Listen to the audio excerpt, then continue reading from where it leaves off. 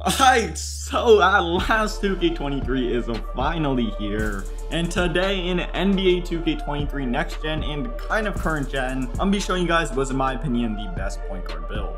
The reason why I say kind of current gen is because the builder is basically the exact same. I'm going to be showing you guys this build in next gen, but all you have to do if you're on current gen is just copy down the same exact body settings, the same exact attributes and everything, and you will get basically the exact same build. But I have tried this build on current gen, it's absolutely elite.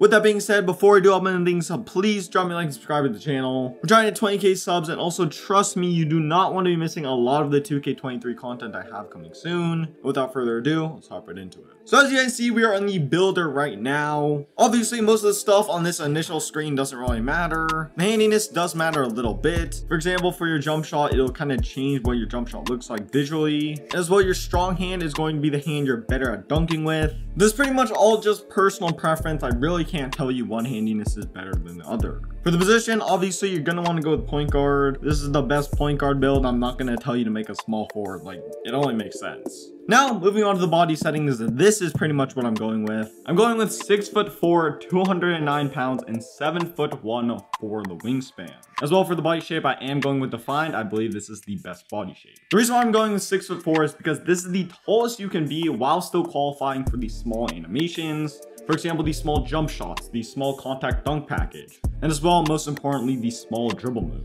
I did want to make a build that's able to unlock every single dribble move in this game, and that's exactly what this build is able to do. The weight, I went with 209 pounds. This year, you definitely do not want to go too light.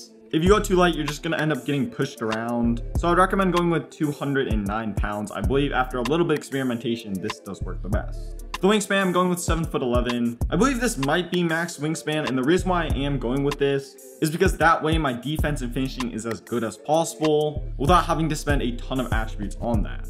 In the last year, the way the builder worked, you could pretty much be absolutely crazy at absolutely everything. However, this year, you do kind of have to sacrifice at least one thing. For me, what I decided to sacrifice the most was defensive / rebounding. Obviously, you guys can see this isn't the greatest defensive build I've ever made, but I did kind of make up for that by being 6'4", having a 7'1" wingspan, as well as being pretty heavy. This will pretty much improve my interior defense and my perimeter defense a ton. As well, you guys are able to see my badges aren't awful. I'll show you guys what badge I'm gonna be running with a little bit later in the video. And trust me, once you guys do see those badges, you're gonna agree with me that this build can more than hold its own on the defensive end. It's not gonna be super good if you're guarding like a pure slasher or anything, but if you are guarding another guard on the twos or something, it's gonna be very good, trust me. So now, just going from top down, talking about finishing first, this is the category with the second least badges with only 17.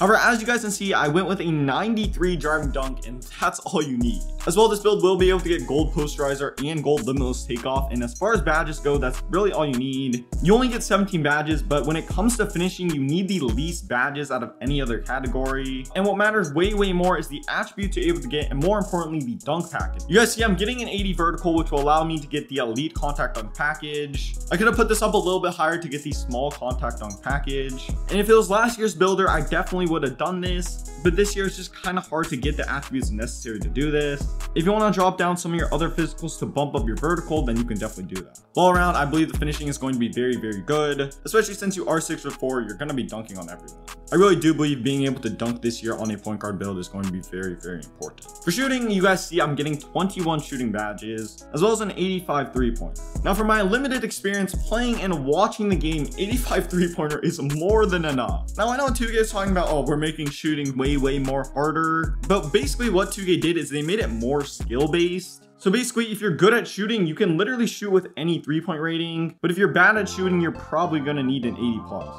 The main reason why with an 85 3-pointer is not actually for the 85 3-point rating, it is for silver limitless range. This is definitely gonna be the best shooting badge in this game by far. And as long as you do have limitless range on at least silver, you will be able to shoot from deep. Also, if you guys want my jump shot, it will be coming soon. For playmaking, you guys can see we're getting 21 of these. And this is probably the best category. I did kind of have to sacrifice pass accuracy. For like a pro-am point guard build, this probably really isn't good enough. Then again, we don't really have a lot of experience. Although 66 is definitely going to be more than good enough if you are playing park. But even with that being said, I do wish I could get it a little bit higher. And then you guys see we're getting a 92 ball handling rating. This pretty much allows you to get every single dribble move in this game, which in my opinion for a day one build is very, very important. You guys can see my speed with ball is only at an 83.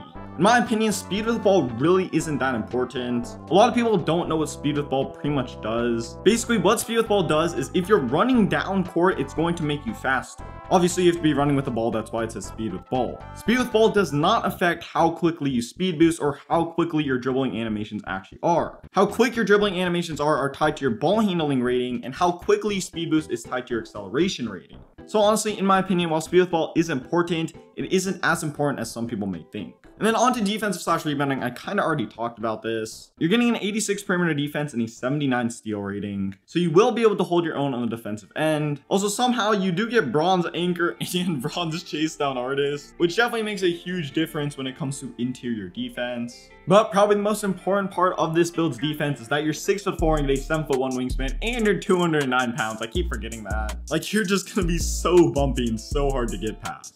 And then on to the physicals. You guys see my acceleration is higher than my speed. This is because acceleration helps you speed boost faster with the ball, while speed just simply helps you move around faster off ball. So for a point guard build, that's not really that important. And then I get an 80 vertical for elite contacts and an 89 stamina because I think that's probably good enough for stamina. For the takeovers, I'm going with first limitless and second finishing moves. This is definitely a BP build, so these are the two takeovers that in my opinion make the most sense. You can flip them if you want to, but me personally, I think the limitless range takeover is going to be very, very good, so I am going with that as my primary. And then boom, as you guys can see, I built an inside out shot creator, which is honestly such a cool name. Like, actually, this is probably the most happy I've ever been with a build name, especially for like a day one build or something. Like, that's such a cool name. And now let me show you guys what badges I'd recommend running with. First, starting things off with the finishing badges. First thing you actually have to do in tier 1 and tier 2 is just upgrade your build to 10 badge upgrades. I went with gold giant slayer, silver acrobat, and bronze fearless finisher. And then after that, you are able to unlock tier 3 badges. Now, the reason why I went with exactly 17 badges is because that allows you to get 2 gold tier 3 badges on the dot. If you go down even just to 16, you're only going to be able to get 2 silver badges.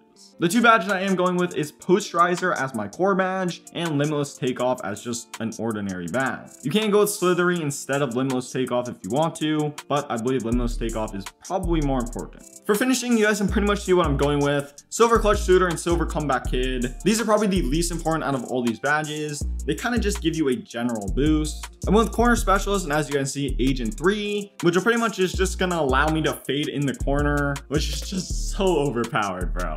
I also went with Guard Up. This is a brand new badge added to 2K23, and pretty much means that if someone's not contesting you, you're pretty much gonna receive a boost. Pair that with Limitless Range. If they're not playing up on you, you're just pulling that. I forget exactly what this badge does. I'm pretty sure what it does is it helps you if you're a tireless scorer. And as well, in addition, if you're moving around and like dribbling around a ton before you shoot, it will also give you a boost. Since this is a point guard build, you're probably going to be moving around a ton. And then once you do get an open 3, you're going to be able to shoot it. And then Amped is probably going to light up. Obviously, this is a brand new badge. I don't really know how good it's going to be, but just my prediction is that it's going to be absolutely elite. For playmaking, I went with some really selfish badges. Hall of Fame Quick First Stab, Gold Unpluckable, Silver Handles for Days, and Gold Killer Combos. These are the 5 most important playmaking badges by far. If you're lacking even one of these badges, you just will not be able to dribble. If you don't have Quick First Step, you won't be able to speed boost. If you don't have Unpluckable, you're going to get ripped every single possession. If you don't have Killer Combos, you won't be able to stand still dribble. If you don't have Handles for Days, you're going to get tired every single possession. Then I guess Hyperdrive is probably the least important out of these. I believe it kind of does the exact same thing as Quick First Step, but as well it also helps with running moves a ton. Thought about equipping is Ankle Breaker and Dimer. Honestly, I'm only going to use Dimer if I'm playing with someone that has a pretty low 3-point rating, so it kind of just depends on my teammate. And then Ankle Breaker, I really haven't been using Ankle Breaker too much. I might use it more this year just because it's really cool seeing the Ankle Breaker animations they added, but I think Ankle Breakers are just so RNG, it's kind of just not worth it. And then on to defensive slash rebounding. You guys see I'm going with Bronze Anchor and Bronze Chase Down Artist. This should help a little bit with the interior defense. Tier 2, I'm going with Silver Ankle Bracers and Silver Pick Dodger. Honestly, I don't really know how important either of these 2 badges are going to be, especially Pick Dodger. Like, sometimes it's useless, sometimes it's OP. And then with tier 3, I'm going with Silver Clamps and Silver Interceptor. You definitely want those 2 badges. They're very, very important. And yeah, with that being said, that's gonna wrap it up for the video. I should be dropping a center build kind of like within an hour of dropping this video. If you did enjoy the video, please drop a like and subscribe to the channel. Stay tuned for some upcoming 2K23 videos, such as my animations and my jump shot. With that being said, I'm out. Peace.